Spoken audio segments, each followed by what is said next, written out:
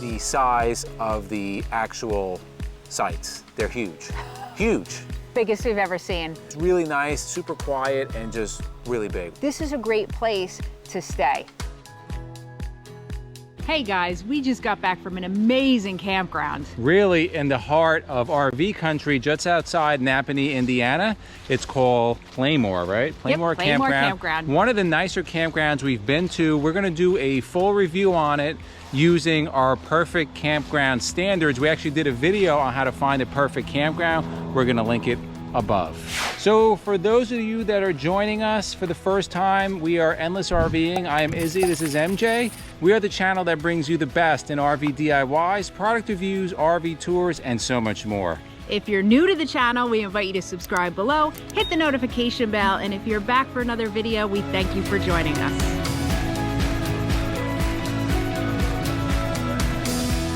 So we know a lot of you travel through RV country, right, which was Elkhart, Indiana, and we stayed at this campground really, which we would highly recommend if you're passing through, if you're staying, say if you're getting your rig fixed at a nearby service center.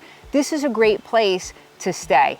Okay, so let's start with the must-haves for an RV campground. Location. If you are going to that eastern Indiana RV country, the location's perfect. For us with Newmar, they're located out of Napanee, Indiana, but all the other manufacturers are 30 minutes away and out in Elkhart. It is easy to get to. There are no small roads to get there. They're all big county roads with like farms and trucks, so you're not gonna have any issue getting there. And as well as the campground, very easy. There's no overhang, wide, made for big rigs. Now, following up with that, the size of the actual sites, they're huge. Huge. Biggest we've ever seen that we've stayed at. So for example, we were in one pull through. Right next to us, there was a new King Air with at least a 30-foot stacker trailer. It might have been bigger. There was enough room for two of those back to back in one site. The site we had was a corner site, so in length, it was probably over 100 feet in length. Yeah, we could have fit a bunch of Nellies in there. But then we had a whole side of grass. I mean, it was really nice, super quiet, and just really big, which what we like. So Endless RVing's next must-haves in a campground is level sites. Really nice. Easy. Our level mate was happy there. Full hookups. We did have that, so we were good to go. Just touching up on the full hookups, the water pressure is really high there, so you need to have a regulator. Normally, we have it set between 45, 48 pounds. A lot of campgrounds we go to, it doesn't even get to that. This got there, so I'm pretty confident that the pressure would have gone up, so make sure you have a pressure regulator if you go there. And the last must-have is they allow pets, which they do. There were tons of dogs around. We didn't have the dogs this time because it was a much longer trip, so they stayed at home. But yes, if you have a dog, they are more than welcome there. Now let's talk about space. A lot of space here. It's a really large campground. I think they had over 300 sites or 500. It was a lot of sites. And we went at a time that it really wasn't crowded. Not only do you have a big campground where there's a lot of space just to walk around. I know we went out running there. It was about a little over a mile, one loop around. And that's not going in and out. That's just a loop of the exterior, which was really good. And then in between sites, there's a good amount of space. So you definitely have your social distancing there. Now, another important thing for us is gonna be cell service. Cell service was good there. Now, they also had campground Wi-Fi. We normally don't use that, so we can't really tell you how it worked. But what I will tell you, between Verizon and AT&T, and we have both, AT&T is certainly king in that area. Not that Verizon doesn't work, it does, but AT&T had the better download and upload speeds. We did need to put up our antenna. Right? We did. Well, we didn't. Did we? Oh. We didn't need to, but if you put up the big antenna, you're going to get better reception. But with AT&T, we didn't need to do that. Next one's not a lot of overhang, almost nothing. No. Well, the area that we were in, there's different areas. We were in a large open area where they put, I guess, some of the bigger RVs, but there were no trees actually over us. There was one to the right, but nothing over us. Yeah, but nothing hanging over. Different areas of the park, it is more wooded, but depending on where you are, but it was really, really good for us. The next one is a dog park, which they don't have, but like Izzy said, there is so much room to walk. There's miles just going around a couple times, you're gonna rack up a couple miles, so your dogs will have plenty of room to move. The next section is bonuses, and the first one is a camp store. We always like a good camp store. They had one. It was it wasn't really being used as they had pool tables, but there was stuff piled on them. Again, with COVID, I think things have just changed a little. They weren't expecting people to congregate in there. And we were off season too. Right. But they had, they had some snacks and camp supplies you could buy if you wanted to. They also had a snack bar inside the camp store, which was kind of cool. Wasn't open then again, but in the summer, I'm sure it's live and kicking. And a pool. We always love a pool. Couldn't use it, but yes, they had a nice pool there. They also had a snack bar on the outside of the camp store for the pool area. So there's two, access points for that with a lot of different snacks. They had different activities announced for different evenings and things, but the pool was really nice. All right, so let's talk about some activities. And now these are not organized activities. We don't really know what organized activities they had, but they do have quite a few things to do there. A couple playgrounds that we saw, right? They had volleyball nets, they had basketball, miniature golf. They actually had a golf driving range, which was a little crazy because normally driving ranges, you have like a big net that kind of keeps the balls from hitting oncoming traffic, but they didn't have that, so. And she said about one a year makes it to a car, one ball a year. So keep your eyes open if you're driving. So that was kind of cool. The other good thing about this place, it's family owned.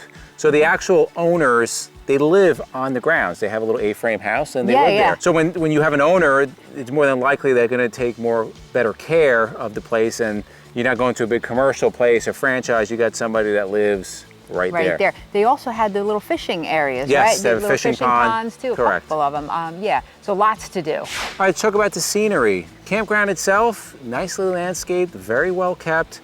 Again, the owners lived there, and the staff was out there all the time, keeping things clean. Everything was nice. And then outside the campground itself, if you're into just open Midwest farmland, that's what it is. You see the cows, the horses, the beautiful sunset, sunrise. Really nice area if you just want to kick back and relax. They also have propane. We filled up there, so they have that available for you. And there's actually, if you don't want to fill up there, I think we paid $3.10 a gallon, which is really not too bad. But there is literally half mile up the road, there's a big propane place that we have filled up previously. Strip, and they're relatively inexpensive. And they also have a huge building that they use for luncheons and catering and different organizations that I think they were going to have a fireman's convention or something there the week after we left. So you can have events there as well. So if you don't have or you don't want a full hookup site, you can go more basic and it would be a little cheaper. And they have your full facilities, showers, bathrooms. There's a couple of those on the campground. They also have a full laundry. So they have washer, dryer, relatively expensive, and it was pretty nice, the room. We did use it, yeah, it was nice. We did use it. It was pretty new machines, which is nice, and very convenient. All right, so the deal breakers. Our number one deal breaker is breed restrictions. They did have breed restrictions. The only reason we went there because we didn't have the dogs with us. Plus, we didn't know.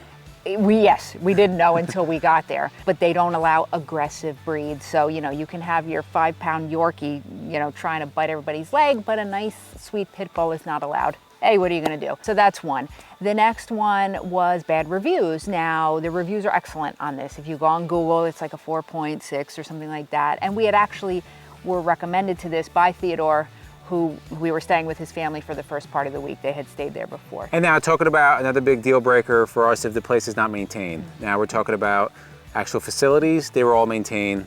Electricity worked, water worked, all of it worked. And then landscaping. Everything was clean, garbage was picked up, which is what we like. So finally, let's talk about cost, because that's what everybody wants to know. Now, we are not too familiar with the prices in that area because we're not from that area. What we will tell you, compared to the Northeast where we're from, very, very affordable. We had, like we said, a huge pull-through site, full hookups, $45 a night, around $45. I think it was 45. Yeah. It wasn't more than 50, 100%. For a site that size in New Jersey, you're not getting a site that size in New Jersey and not for anywhere near that price. Just to compare, we recently stayed at Cape May KOA, big site, probably a quarter the size of in New Jersey. That site, and that's what, $68 a night? Yeah, something to that extent. So $45 a night, pretty affordable, and that's one of the more expensive sites because they have smaller ones and they have ones without full hookups also. Yeah.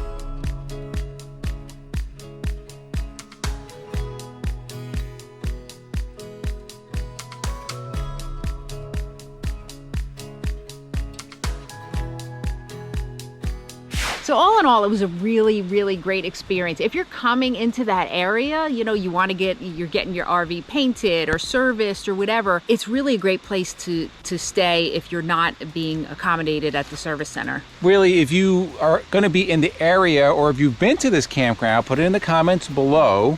If you know anybody that's coming to the area, feel free to share this video with them. Also, if you appreciate our reviews, give us a thumbs up. We love that, and YouTube loves that. If you don't appreciate it, give us a thumbs down. Right. We still love you. And then to the left of us, we're going to put our RV DIYs and our RV campground review playlist. And for myself and MJ, we thank you guys for watching, and we'll see you on the road.